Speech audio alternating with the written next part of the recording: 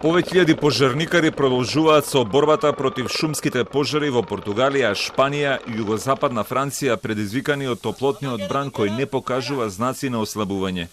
Во северниот регион на Португалија, еден пилот го загуби животот откако авионот со кој учествувал во борбата против огнената стихија се урнал во областа Фоакоа, во близина на границата со Шпанија. Пожарите продолжуваат да ги пустошат областите на францускиот регион Жиронд, каде повеќе од 12.000 луѓе биле евакуирани. Истовремено во Јужна Шпанија, во близина на Коста дел Сол, над 2300 луѓе во паника бегале од пожарот кој се шири на ридовите Михас. Туристите на плажата во Торемилинос виделе огромни облаци чад како се креваат од ридовите, при што повеќе авиони се борат против огнот. Во меѓувреме, француските граѓани кои живеат во близина на францускиот југозападен брег на Атлантикот ја опиша огнената стихија како постапокалиптична.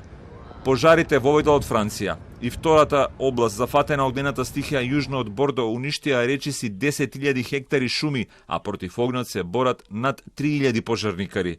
Како и секогаш, пожарите се предизвикани и засилени од страотните горештини и рекордно високите температури.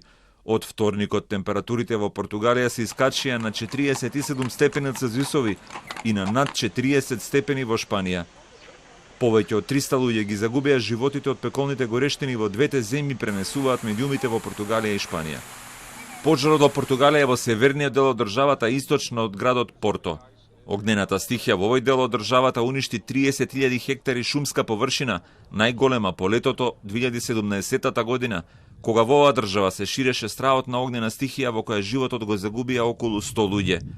Покрај овие земји, од пожари се зафатени и други делови од Медитеранот.